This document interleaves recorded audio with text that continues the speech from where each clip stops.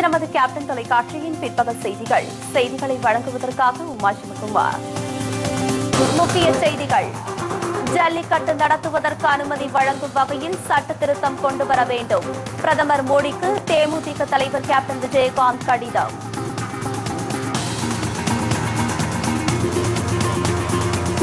மழை வெள்ள பாதிப்பில் இருந்து தமிழக மக்கள் விரைவில் மீண்டு வருவார்கள் என பிரதமர் நரேந்திர மோடி நம்பிக்கை. மத்திய அரசு அனைத்து உதவிகளையும் செய்யும் என உறுதி.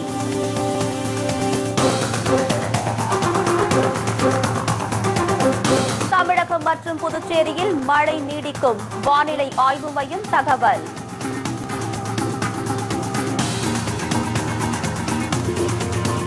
ராமேஸ்வரத்தை சேர்ந்த 8 மீனவர்கள் கைது. இலங்கை கடற்படையினர் மீண்டும் அட்டூழியம். விரிவான செய்திகள். ஜல்லிக்கட்டு நடத்துவதற்கு அனுமதி வழங்கும் வகையில் சட்ட திருத்தம் கொண்டுவர வேண்டி பிரதமர் நரேந்திர மோடிக்கும் மத்திய சுற்றுச்சூழல் மற்றும் வனத்துறை அமைச்சருக்கும் தேமுதிக தலைவர் கேப்டன் விஜயகாந்த் இன்று கடிதம் எழுதியுள்ளார். இது தொடர்பாக அவர் எழுதியுள்ள கடிதத்தில், ஜல்லிக்கட்டு என்பது தமிழகத்தில் சுமார் 2000 ஆண்டுகளுக்கு மேலாக கொண்டாடப்படுகின்ற ஒரு வீர விளையாட்டாகும் என்றும் இந்த விளையாட்டு அறுவடை மற்றும் பண்டிகை காலங்களில் கொண்டாடப்படுகிறது என்றும் குறிப்பிட்டுள்ளார். இந்த விளையாட்டில் பங்கு பெறும் காளைகளுக்கு எந்தவிதமான தீங்கும் ஏற்படுத்தப்படுவதில்லை. அவற்றிற்கு போதுமான பாதுகாப்பு வழங்குவதற்கு தமிழக அரசு உத்தரவாதம் கொடுத்துள்ளதை சுட்டிக்காட்டியுள்ள கேப்டன், அதோடு இந்த வீர விளையாட்டுகளில் பங்கு பெறும் காளைகளின் உரிமையாளர்கள் அதிக அளவு பணம் செலவு செய்து அதை பராமரிப்பதோடு முறையான பயிற்சியும் கொடுத்து வருகிறார்கள் என்று கடிதத்தில் தெரிவித்துள்ளார். நீண்ட காலமாக வரலாற்று பின்னணியோடு தமிழரின் கலாச்சார பண்பாட்டோடு கலந்த இந்த வீர விளையாட்டை நடத்துவதற்கு ஏதுவாக சட்ட திருத்தம் கொண்டு வந்து ஜல்லிக்கட்டு காளைகளுக்கு விதிவிலக்கு அளிக்க வேண்டும் என்று கேப்டன் விஜயகாந்த் கடிதம் வாயிலாக பிரதமர் நரேந்திர மோடியிடம் கேட்டுக் கொண்டுள்ளார். மழை வெள்ள பாதிப்பில் இருந்து தமிழக மக்கள் விரைவில் மீண்டு வருவார்கள் என்று பிரதமர் நரேந்திர மோடி நம்பிக்கை தெரிவித்துள்ளார். பிரதமர் நரேந்திர மோடி வானொலியில் மான் கி பாத் என்ற மனதில் குரல் நிகழ்ச்சி மூலம் மக்களிடம் உரையாற்றி வருகிறார். இதன் 14வது நிகழ்ச்சியில் இன்று உரையாற்றிய அவர், பருவம் தவறிய மழையால் தமிழகம் கடுமையாக பாதிக்கப்பட்டுள்ளது என்றார். இதற்கு பருவநிலை மாற்றமே முக்கிய காரணம் என்றும் அவர் கூறினார். திருவிழாக்கள் கொண்டாடும் தருணத்தில் பெய்த மழையால் பலர் தமிழகத்தில் உயிரிழந்தது குறித்து கவலை தெரிவித்த மோடி, வெள்ள சேதங்கள் தொடர்பாக அங்கு மத்திய குழு ஆய்வு மேற்கொண்டுள்ளதை சுட்டிக்காட்டினார். தமிழகத்திற்கு அதற்கு தேவையான அனைத்து உதவிகளையும் மத்திய அரசு செய்ய உறுதி பூண்டுள்ளதாகவும் அவர் தெரிவித்தார். மழை வெள்ள பாதிப்பில் இருந்து தமிழக மக்கள் விரைவில் மீண்டு வருவார்கள் என்று பிரதமர் நரேந்திர மோடி அப்போது நம்பிக்கை தெரிவித்தார். மேலும் இயற்கை சீற்றங்களை எதிர்கொள்ள நம்மை தயார்படுத்திக் கொள்ள வேண்டும் என்றும் இதனால் ஏற்படும் இன்னல்களை தவிர்க்கவும் இதற்கு உதவிடவும் சார்க் நாடுகள் முன்வர வேண்டும் என்றும் பிரதமர் நரேந்திர மோடி அப்போது கேட்டுக் கொண்டார். தமிழகத்தை சேர்ந்த 8 மீனவர்களை படகுகளுடன் சிறைப்பிடித்து இலங்கை கடற்படை அட்டூழியத்தில் ஈடுபட்டுள்ளனர். ராமேஸ்வரத்தில் இருந்து நேற்று 250க்கும் மேற்பட்ட மீனவர்கள் விசை படகுகளில் மீன்பிடிக்க சென்றனர். இன்று அதிகாலை சில படகுகள் நெடுந்தீவு அருகே மீன்பிடி பணியில் ஈடுபட்டன. அப்போது குட்டி ரோந்து கப்பலில் அங்கு வந்த இலங்கை கடற்படையினர் மீனவர்களின் படகுகள் மீது கப்பலால் மோதி சேதப்படுத்தியுள்ளனர். பின்னர் வலை உள்ளிட்ட மீனவர்களின் மீன்பிடி உபகரணங்களை சேதப்படுத்தி அட்டூழியத்தில் ஈடுபட்டனர். இதனைத் தொடர்ந்து முனிராஜ், சேதுராமன் என்பவர்களுக்கு சொந்தமான 2 படகுகளையும் அதில் இருந்த 8 படகுகளையும் மீனவர்களையும் இலங்கை கடற்படையினர் சிறைப்பிடித்தனர். இந்த தாக்குதலால் அதிர்ச்சிக்குள்ளான மற்ற மீனவர்கள் அங்கிருந்து அவசரமாக கரை திரும்பினர். சிறைப்பிடிக்கப்பட்ட மீனவர்கள் மற்றும் படகினை காங்கேசன் துறைமுகத்திற்கு இலங்கை கடற்படை கொண்டு சென்றதாக தெரிகிறது. கடந்த 26ஆம் தேதி ராமேஸ்வரத்தை சேர்ந்த 19 மீனவர்கள் சிறைப்பிடிக்கப்பட்ட நிலையில் தமிழக மீனவர்கள் மீண்டும் கைது செய்யப்பட்டிருப்பது மீனவ கிராமங்களிடையே கடும் கொந்தளிப்பை ஏற்படுத்தியுள்ளது. தாக்குதல் மற்றும் சிறைப்பிடிப்பு இந்த வாரத்தில் 2வது முறையாக நடந்திருப்பது தங்களின் வாழ்வாதாரத்தை பாதித்துள்ளதாக மீனவர்கள் வேதனை தெரிவித்தனர். 100 ஓட்டுக்கிட்டு தான் கடலுக்கு போச்சு. இலங்கை கடற்படை டெய்லி நாளைக்கு 2 படகு 3 படகு 4 படகு டெய்லி பிடிச்சிக்கிட்டே இருக்கு. இதை மத்திய அரசு ரொம்ப வேடிக்கை பார்த்துக்கிட்டு இருக்கு. இன்னைக்கு கூட ஒரு படகு முருகன் சொல்றவருக்கு சொந்தமான படகு கச்சேரி பகுதியில் அங்கே நிற்கல ஈடுபட்டு இருக்கும்போது போட்டு அந்த படகு உடஞ்சி தண்ணி வந்த உடனே கச்சேரியில தான் போய் பொறுக்க வச்சுட்டாங்க. அந்த படகை கூட மீட்கிறதுக்கு முடியல. 4 பேர் அங்க கச்சேரியில இருக்காங்க. அது கூட மத்திய அரசு மாநில அரசு துரித நடவடிக்கை எடுக்க மாட்டேங்குது. இது போக இன்னைக்கு 2 படகையும் 8 மீனவரை சிறப்பிச்சாங்க. தொடர்ந்து வாடிக்கையா இருக்கு. மத்திய அரசு வந்து ரொம்ப ரொம்ப மிக மிக மெத்தனமா இருக்கு. இந்த போக்கை வந்து உடனே கண்டிக்கிறோம். உடனே வந்து இந்த படகுகளை மீனவர்கள் உடனே விடுவிக்கணும். பாரிஸில் நாளை தொடங்கும் பருவநிலை மாநாட்டில் கலந்து கொள்வதற்காக பிரதமர் நரேந்திர மோடி இன்று பிரான்ஸ் புறப்பட்டு செல்கிறார். பிரான்ஸ் தலைநகர் பாரிஸில் பருவநிலை மாநாடு நாளை தொடங்குகிறது. இதில் இந்தியா, அமெரிக்கா, சீனா உள்ளிட்ட நாடுகள் பங்கேற்க உள்ளன. இந்நிலையில் பாரிஸ் பருவநிலை மாநாட்டில் பங்கேற்பதற்காக பிரதமர் நரேந்திர மோடி 2 நாள் பயணமாக இன்று பிரான்ஸ் புறப்பட்டு செல்கிறார். உலக வெப்பமயமாதலை எதிர்கொள்வதில் இந்தியாவின் பங்கு என்பது குறித்த மாநாட்டில் பிரதமர் நரேந்திர மோடி நாளை உரையாற்றுகிறார். மேலும் உலகம் வெப்பமயமாதலால் ஏற்படும் விளைவுகள் குறித்தும் கார்பன் பயன்பாட்டை குறைப்பதற்காக இந்தியா மேற்கொள்ளப்பட்டு வரும் நடவடிக்கைகள் குறித்தும் அவர் எடுத்துரைக்கிறார். இதனிடையே பருவநிலை மாற்றம் குறித்த மாநாட்டின் போது பிரதமர் நரேந்திர மோடியை அமெரிக்க அதிபர் ஒபாமா சந்தித்து பேசுகிறார். பாரிஸில் ISIS தீவிரவாதிகள் நிகழ்த்திய தாக்குதல் எதிரொலியாக பருவநிலை உச்சி மாநாட்டிற்கு பலத்த பாதுகாப்பு போடப்பட்டுள்ளன. மகிழா காங்கிரஸ் தலைவர் விஜயதாரணியின் புகாரை கண்டு அஞ்சப்போவதில்லை என தமிழ்நாடு காங்கிரஸ் கமிட்டி தலைவர் EVKS இளங்கோவன் தெரிவித்துள்ளார்.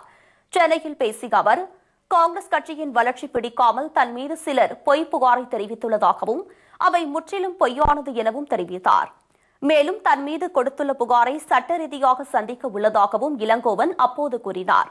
விஜயதாரணி காங்கிரஸ் தலைவர் சோனியா காந்தி மற்றும் துணைத் தலைவர் ராகுல் காந்தி ஆகியோருக்கு கடிதம் அனுப்பியுள்ளது குறித்து பேசிய இளங்கோவன், பத்திரிகையாளரிடம் அளித்த விளக்கத்தை கட்சியின் மேலிடத்திலும் அளிக்க தயாராக இருப்பதாக கூறினார். சென்னையில் மகிழா காங்கிரஸ் தலைவரும் சட்டமன்ற உறுப்பினருமான விஜயதாரணியை கட்சியின் மாநில தலைவர் EVKS இளங்கோவன் தரக்குறைவான வார்த்தைகளில் பேசி தாக்க முற்பட்டதாகவும் அவர் மீது நடவடிக்கை எடுக்க கோரியும் மகிழா காங்கிரஸ் துணைத் தலைவிகள் சாந்தா ஸ்ரீனி, மானஸ் ஆகியோர் நேற்று அண்ணா சாலை காவல் நிலையத்தில் புகார் அளித்தனர். இது தொடர்பாக இளங்கோவன் மீது வழக்கு பதிவு செய்யப்பட்டுள்ளது குறிப்பிடத்தக்கது.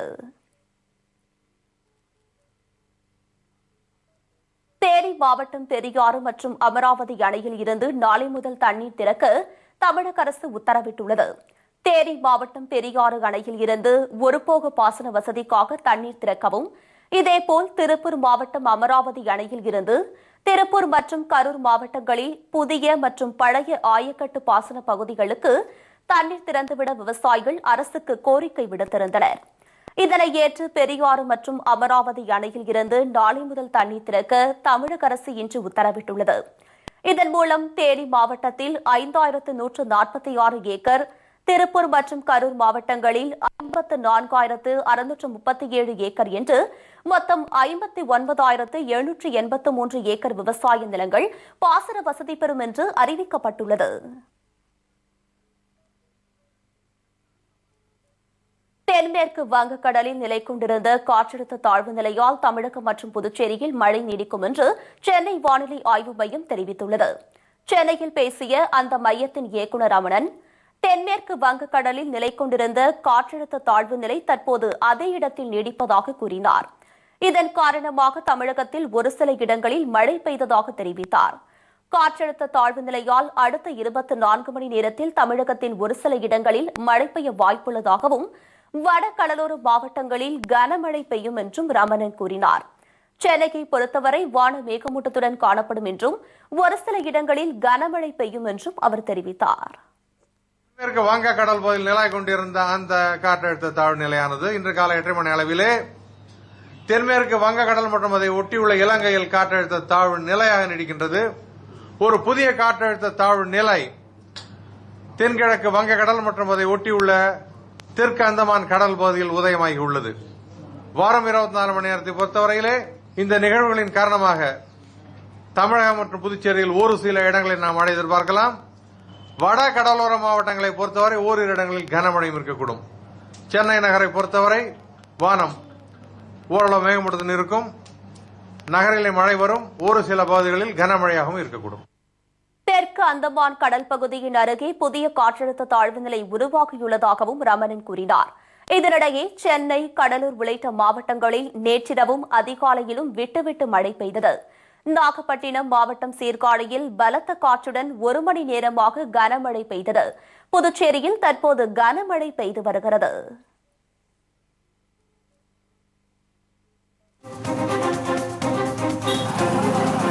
வேலூர் சைதாப்பேட்டை பகுதியில் 3 முறை நில அதிர்வு. அலறி அடித்துக் கொண்டு பொதுமக்கள் ஓட்டம்.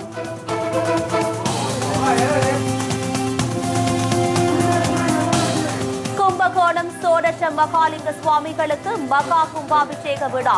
ஆயிரக்கணக்கான பக்தர்கள் சுவாமி தரிசனம். மற்றும் பல செய்திகள் ஒரு சிறிய இடை.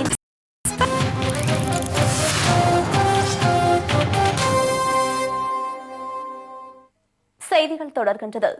13 இந்திய ராணுவ வீரர்களை நேபாள எல்லை பாதுகாப்பு படை கைது செய்துள்ளது. இந்திய நேபாளம் மற்றும் இந்தியா பூட்டான் எல்லைப் பகுதியை பாதுகாப்பது இந்திய அரசின் மத்திய பாதுகாப்பு படை சசி சுந்தர சீமா பல்லாகும். இந்நிலையில் இந்தியா நேபாளம் எல்லையில் பாதுகாப்பு பணியில் ஈடுபட்டிருந்த இந்த படையைச் சேர்ந்த 13 வீரர்களை நேபாள எல்லை பாதுகாப்பு படை கைது செய்துள்ளது. ரோந்து பணியில் ஈடுபட்ட குழுவை நேபாள எல்லை பாதுகாப்பு படை கைது செய்துள்ளது என்று எஸ்எஸ்பி படையின் டிஜிபிடி சர்மா கூறியுள்ளார். கைது செய்யப்பட்ட வீரர்களை பத்திரமாக ஒப்படைக்க எஸ்எஸ்பி மற்றும் நேபாள எல்லை பாதுகாப்பு படை இடையே பேச்சுவார்த்தை நடைபெற்று வருகிறது. கிஷான்காஞ்ச் மாவட்டத்தில் நேற்று இரவு 7 மணியளவில் டீசல் கொள்ளையர்களை இந்திய வீரர்கள் பின்தொடர்ந்தபோது இச்சம்பவம் நடைபெற்றுள்ளது என்று முதல்கட்ட தகவல்கள் வெளியாகியுள்ளது.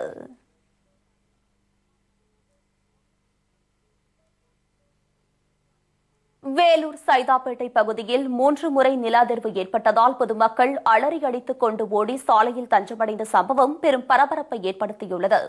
வேலூரை அடுத்த சைதாப்பேட்டை பகுதியில் நேற்றிரவு ஒவ்வொரு 15 நிமிட இடைவெளியிலும் நில அதிர்வு ஏற்பட்டு வீடுகள் குலுங்கின. 3வது முறையாக அதிர்வு ஏற்பட்டபோது வீடுகளில் இருந்த பொருட்கள் திடீரென கீழே மளமளவென சரிந்துள்ளது. இதனால் பீதியடைந்த மக்கள் தங்கள் குழந்தைகளுடன் அலறி அடித்துக் கொண்டு வெளியேறி சாலைகளில் தஞ்சமடைந்தனர். நில அதிர்வு 1/4 மணி நேரம், அரை மணி நேரத்துக்கு ஒரு டைம் ஆயின்னு இருந்துச்சு. உள்ள இருக்கிற சாமான்லாம் கீழே வந்துச்சுங்க. உள்ள இருக்கிறவங்கலாம் ஆடி போயிட்டு எல்லாம் வெளியே ஜனங்கள்லாம் வெளியே இருக்கும். இன்னும் நாங்கள் வீட்டுக்குள்ள போகல, எல்லாருமே பயந்துட்டு இருக்காங்க. சைதாப்பேட்டை பகுதியின் அருகே உள்ள மலையில் பாறைகள் உருண்டிருக்கலாம் எனவும் அதனால் நில அதிர்வு ஏற்பட்டிருக்கும் எனவும் அதிகாரிகள் தெரிவித்துள்ளனர். இரவு நேரத்தில் நில அதிர்வு உணரப்பட்டதால் அப்பகுதி மக்கள் பீதியடைந்துள்ளனர்.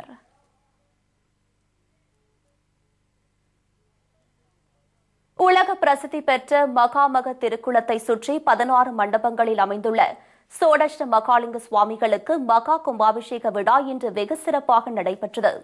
12 ஆண்டுகளுக்கு ஒருமுறை நடைபெறும் மகாமக பெருவிழா வருகிற பிப்ரவரி மாதம் 22ஆம் தேதி நடைபெறவுள்ளது. இதையொட்டி கும்பகோணம் நகரில் உள்ள முக்கிய சைவ மற்றும் வைணவ ஸ்தலங்களில் அடுத்தடுத்து கும்பாபிஷேகம் நடைபெற்று வருகிறது. இதன் ஒரு பகுதியாக மகாமக குளத்தை சுற்றியுள்ள 16 மண்டபங்களில் இடம்பெற்றிருக்கும் சோடச மகாலிங்க சுவாமிகளுக்கு இன்று கும்பாபிஷேகம் நடைபெற்றது. இதில் ஆயிரக்கணக்கான பக்தர்கள் கலந்து கொண்டு சுவாமி தரிசனம் செய்தனர்.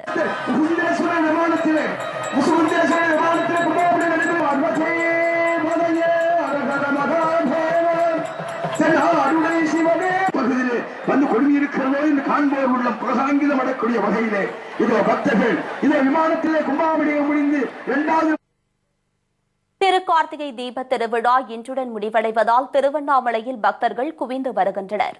பஞ்சபூத ஸ்தலங்களில் அக்னித்தலமாக கருதப்படும் திருவண்ணாமலை அருணாச்சலேஸ்வரர் கோவிலில் திருக்கார்த்திகை தீப திருவிழா கடந்த 16ஆம் தேதி தொடங்கி 25ஆம் தேதி வரை மகாதீப ஏற்றத்துடன் சிறப்பாக நடைபெற்றது. இதைத் தொடர்ந்து ஐயங்குளத்தில் தெப்பல் உற்சவ விழா தொடங்கியது. 3 நாட்கள் நடைபெறும் இந்த விழாவில் முதல் நாளில் ஸ்ரீ சந்திரசேகர தெப்பல் உற்சவ பணியும் 2ஆம் நாளில் பராசக்தி அம்மன் தெப்பல் உற்சவமும் நடைபெற்றது.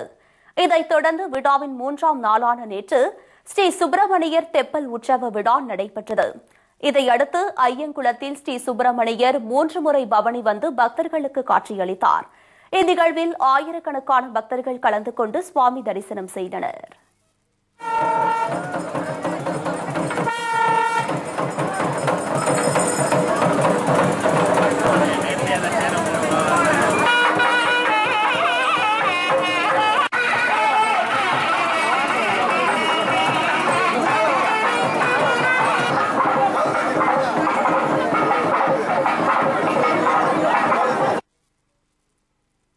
இரவு விநாயக பெருமான் வெள்ளி மூஷிக வாகனத்திலும் இதனைத் தொடர்ந்து வெள்ளி ரிஷப வாகனத்திலும் சண்டிகேஸ்வரரும் பக்தர்களுக்கு அருள்பாலிக்கின்றனர். இன்றுடன் கார்த்திகை தீப திருவிழா முடிவடைவதால் திருவண்ணாமலையில் பக்தர்கள் குவிந்து வருகின்றனர்.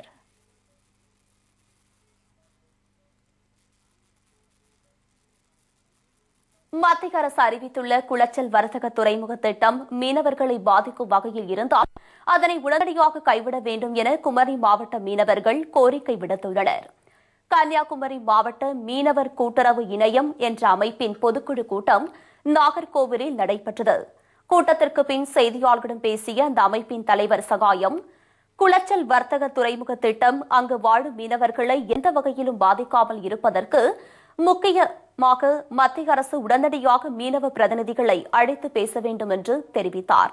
மேலும் அத்திட்டம் மீனவர்களை பாதிக்குமேயானால் அதனை உடனடியாக நிறுத்திவிட்டு மாற்று வழி ஏற்படுத்த வேண்டும் என்றும் அவர் கேட்டுக் கொண்டார். துறைமுகத்தினுடைய வெள்ளை அறிக்கையை மத்தியில் ஆள அரசு வெளியிட வேண்டும் என்று பல்வேறு பகுதி கடற்கரை கிராம மக்கள் வலியுறுத்திய பிறகும் இதுவரையிலும் எந்தவித பதிலும் அளிக்காமல் மௌனம் சாதிக்கிறது. கடற்கரையில் வாழும் அனைத்து மீனவ மக்கள் மற்றும் மீனவ கூட்டச்சங்கங்கள் ஒருங்கிணைத்து மிக பெரிய அளவில் சுமார் 1 லட்சம் மீனவர்களை ஒன்று திரட்டி மீனவர் தினமான டிசம்பர் 26ஆம் தேதி பெரிய அளவில் மாவட்ட ஆட்சித்தலைவரை முற்றுகையிடும் போராட்டம் நடைபெறும் என்பதை இதன் மூலம் தெரிவித்துக் கொள்கிறோம். குமரி மாவட்டத்தில் மீன்வள கல்லூரி அமைக்கப்பட வேண்டும் எனவும் சகாயம் அப்போது கேட்டுக் கொண்டார்.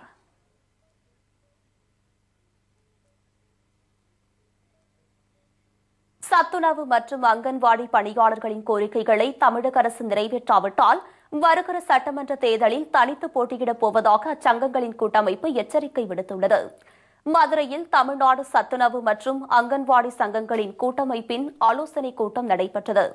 இதில் கலந்து கொண்ட பின்னர் செய்தியாளர்களிடம் பேசிய அதன் தலைவர் வரதராஜன், தங்களின் கோரிக்கைகளை நிறைவேற்றுவதற்காக தேர்தல் நேரத்தில் வாக்குறுதி அளித்த முதலமைச்சர் இன்று வரை அது தொடர்பான எந்த நடவடிக்கையும் எடுக்கவில்லை என குற்றம் சாட்டினார்.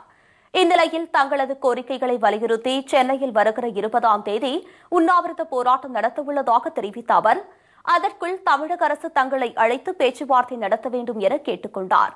இல்லையேல் வருகிற சட்டமன்ற தேர்தலில் 234 தொகுதிகளிலும் ஓய்வு பெற்ற சத்துணவு தொழிலாளர்களை நிறுத்தி தனித்து போட்டியிடப் போவதாக வரதராஜன் கூறினார். 20/12/2015 அன்று சென்னை சேப்பாக்கம் அரசு விருந்தினர் மாளிகை முன்பாக தமிழகம் முழுவதிலிருந்து பல்லாயிரக்கணக்கான சத்துணவு மற்றும் அங்கன்வாடி பணியாளர்கள் உடலை வருத்தி ஒரு நாள் உண்ணா நோன்பு மேற்க உள்ளோம். அந்த உண்ணாவிரதத்திற்குள் இந்த தமிழக அரசு திரும்பி பார்த்து கடந்த சட்டமன்ற தேர்தலில் அளித்த வாக்குறுதியை நிறைவேற்ற எங்களை அழைத்து பேசாவிட்டால் எதிர்வரும் சட்டமன்ற தேர்தலிலே 234 தொகுதிகளிலும் எங்களுடைய ஓய்வு பெற்ற சத்துணவு மற்றும் அங்கன்வாடி பணியாளர்களை வேட்பாளராக நிறுத்த முடிவெடுத்துள்ளோம். சிதம்பரம் அருகே வெள்ள நிவாரணப் பொருட்கள் முறையாக வழங்கப்படாததை கண்டித்து நூற்றுக்கணக்கான பொதுமக்கள் சாலை மறியலில் ஈடுபட்டதால் பரபரப்பு ஏற்பட்டது. கடலூர் மாவட்டம் சிதம்பரத்தில் மழையால் பாதிக்கப்பட்ட மேல் அனுவம்பட்டு கிராமத்தில் வசிக்கும் மக்களுக்கு வெள்ள நிவாரணப் பொருட்கள் முறையாக வழங்கப்படவில்லை என கூறப்படுகிறது. இதனை கண்டித்து அப்பகுதியைச் சேர்ந்த நூற்றுக்கணக்கான பொதுமக்கள் சாலை மறியல் போராட்டத்தில் ஈடுபட்டனர். இதேபோல் சிறுபான்மையின மக்கள் அதிகம் வசிக்கும் பின்னாத்தூர் கிராமத்திலும் மழை நிவாரணப் பொருட்கள் வழங்கப்படாததை கண்டித்து சாலை மறியல் போராட்டம் நடைபெற்றது. நிவாரணம் எந்த வகையான நிவாரணமும் கிடைக்கல. பாதிக்கப்பட்ட மக்கள் அதிகமாக பாதிக்கப்பட்டிருக்கிறாங்க. வீடு பெரும்பாலான வீடு மாடி வீடு போல இருந்தாலும் கூட மாடி வீடு ஃபுல்லாவே தண்ணி, சுவர் இடிஞ்சு விழுந்திருக்கு. சில வீடு மேல இருந்த கூரைகள் பிச்சுக்கிட்டு போயிருக்கு. எங்களுக்கு எந்த நிவாரணம் இல்ல அப்படிங்கும் போது ஒரு நிராசை எங்களுக்கு மட்டும் கடுமையான ஒரு வேதனையாவும் இருக்கு. எல்லாம் பார்க்கும்போது எங்களை மட்டும் வேணும்னே ஒதுக்கி விட்டாங்களோ, சிறுபான்மை மக்கள் அப்படிங்கறதுக்காண்டி ஒதுக்கி விட்டாங்களோன்னு சொல்லி மிகப்பெரிய ஒரு கேள்வியா இருக்கு. நகரின் இருவேறு பகுதிகளில் நடைபெற்ற இந்த மறியல் போராட்டத்தினால் கடலூர் சிதம்பரம் நெடுஞ்சாலையில் சுமார் 2 மணி நேரம் போக்குவரத்து பாதிக்கப்பட்டது.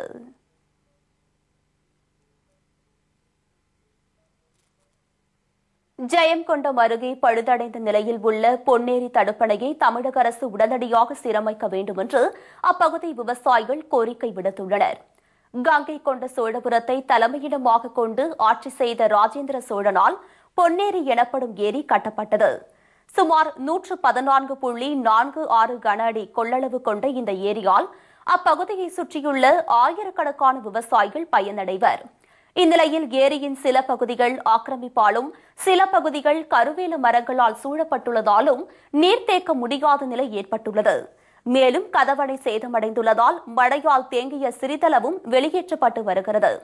இதனால் தொடர்ந்து பாசன வசதி பெற முடியாத விவசாயிகள் பொன்னேரியை முறையாக தூர்வாரி கதவணையை சரி செய்து தங்களின் வாழ்வாதாரத்தை காக்க வேண்டும் என்று தமிழக அரசை கேட்டுக் கொண்டுள்ளனர். இந்த தண்ணீர் நிரம்பி இருக்கிற நிலையில் இந்த 8 ஷட்டர் மிகை நீர் போக்கி ரெகுலேட்டர் அந்த இதுல வந்து பழுது பார்க்காமல் பாழடைந்து இந்த தண்ணி பூரா வேஸ்டா ஓடுது. கருவாட்டு ஓடையில வேஸ்டா போயிட்டு வடவாரில கலக்குது. இந்த தண்ணி போறதால ஒரு நாளைக்கு ஒரு 6 to 7 சென்டிமீட்டர் டெப்த் குறையுது. ஆழம் தண்ணி குறையறதால இன்னும் ஒரு 30 நாளைக்கு தான் இருக்கும். ஒரு 120 நாள் குறைந்தபட்சம் இருந்தாதான் இங்க உள்ள விவசாயம் பண்ண முடியும். பொதுப்பணித்துறை இந்த ஏரியை பாக்குறதே இல்ல, கண்டுக்கிறதே இல்ல. மழை பெஞ்சா ஒடியாராங்க வந்து பார்த்துட்டு அப்படி இப்படின்னு சொல்லிட்டு போயிடுறாங்க. இந்த நிலை நீடிச்சா 30 நாளைக்கு தான் தண்ணி இருக்கும். பொன்னேரி விவசாயம் பண்ண முடியாது, பாழடைஞ்சிடும். வால்பாறையில் பொது அமைதிக்கு பங்கம் விளைவிப்பதாக கூறி வியாபாரிகள் அதிமுகவினர் உட்பட 37 பேர் மீது வழக்கு பதிவு செய்யப்பட்டுள்ளது. கோவை மாவட்டம் வால்பாறையில் கடந்த அக்டோபர் மாதம் 21ஆம் தேதி பல்வேறு கோரிக்கைகளை வலியுறுத்தி வணிகர்கள் தங்களது கடைகளில் கருப்பு கொடி ஏற்றி போராட்டம் நடத்தினர். அப்போது அவர்களிடம் வாக்குவாதத்தில் ஈடுபட்ட அதிமுகவினர் சிறிது நேரத்தில் கைகலப்பில் ஈடுபட முயற்சித்தனர். இதையடுத்து அவர்களை களைய செய்த காவல்துறையினர் இரு தரப்பினரையும் சமாதானம் செய்ய முயற்சித்தனர். ஆனால் இந்த முயற்சி தோல்வியடையவே இருதரப்பை சேர்ந்த 37 பேர் மீதும் பொது அமைதிக்கு குந்தகம் விளைவித்ததாக வழக்கு பதிவு செய்துள்ளனர்.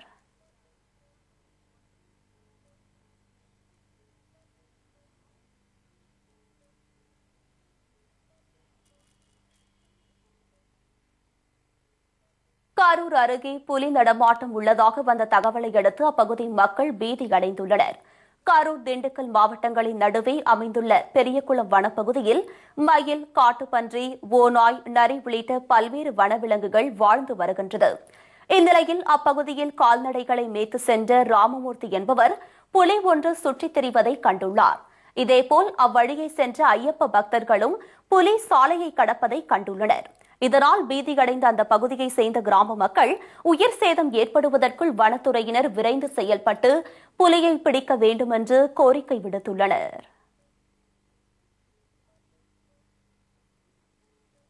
கொடைக்கானலில் ஆதிவாசி பழங்குடியின மக்கள் மீது போடப்பட்ட தேசிய பாதுகாப்பு சட்டத்தை திரும்ப பெறாவிட்டால் வருகிற சட்டமன்ற தேர்தலை புறக்கணிக்கப் போவதாக ஆதிவாசிகள் பழங்குடியினர் கூட்டமைப்பு தெரிவித்துள்ளது.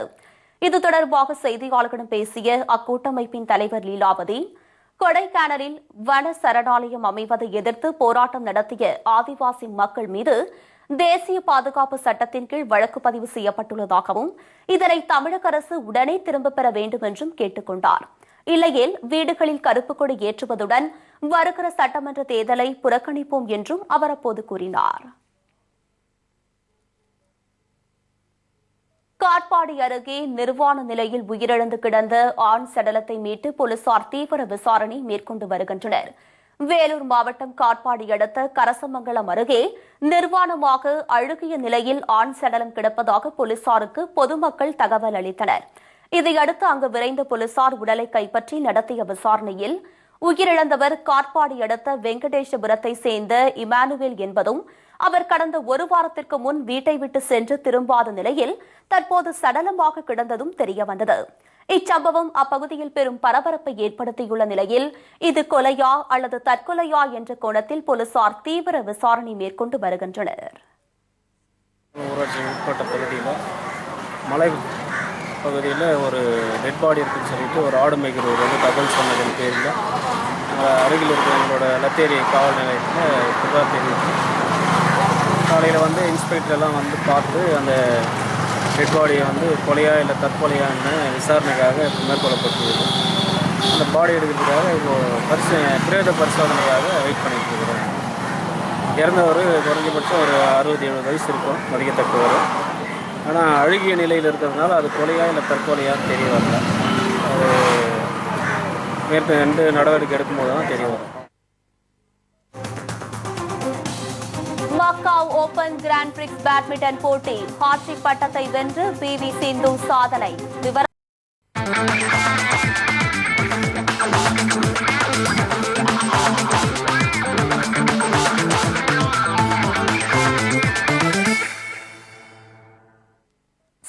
தொடர்கின்றது. திருவாரூரில் நடைபெற்ற தேசிய பிரீமியர் செஸ் சாம்பியன் போட்டியில் தமிழக மாணவர் கார்த்திகேயன் முரளி முதலிடம் பிடித்து சாதனை படைத்துள்ளார். 53வது தேசிய அளவிலான செஸ் போட்டிகள் கடந்த 14 நாட்களாக திருவாரூரில் நடைபெற்றது. இதில் நடப்பு சாம்பியன் சேதுராமன் மற்றும் தமிழகத்தின் கார்த்திகேயன் முரளி உள்ளிட்ட தேசிய பி பிரிவில் முன்னிலை பெற்ற 14 வீரர்கள் கலந்து கொண்டு விளையாடினர். இறுதி நாளான நேற்று கார்த்திகேயன் முதல் முறையாக முதலிடம் பிடித்து சாதனை படைத்தார். சேதுராமன் 3வது இடத்தை பெற்றார்.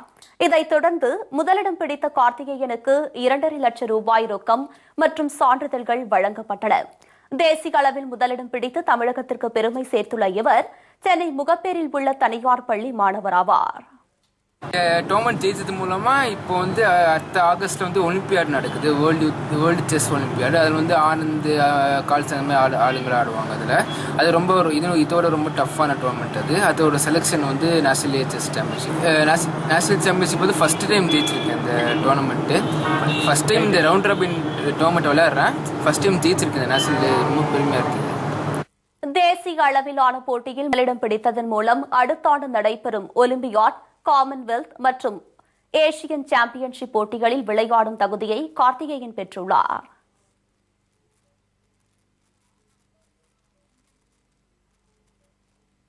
மக்காவ் ஓபன் பேட்மிண்டன் போட்டியின் மகளிர் ஒற்றையர் பிரிவில் இந்தியாவின் PV சிந்து ஹாட்ரிக் பட்டம் வென்று சாதனை படைத்துள்ளார். Macau open grand prix badminton போட்டி சீனாவில் நடைபெற்று வருகிறது. இதில் மகளிர் ஒற்றையர் இறுதிப் போட்டியில் இந்தியாவின் PV சிந்து ஜப்பானின் மினாட் சுதானியை எதிர்கொண்டார். விறுவிறுப்பாக நடைபெற்ற இந்த போட்டியில் முதல் சுற்றை 21-9 என சிந்து எளிதாக கைப்பற்றினார். ஆனால் 2வது சுற்றில் மினாட் சுதானி சுதாரித்து ஆடி நெருக்கடி கொடுத்தார். இருப்பினும் போராடி அந்த சுற்றை சிந்து கைப்பற்றினார். இறுதியில் 21-9, 23-21, 21-14 என்ற நேர்செட் கணக்கில் வெற்றி பெற்று 3வது முறையாக மக்காவ் ஓபன் சாம்பியன் பட்டத்தை வென்று PV சிந்து சாதனை படைத்தார்.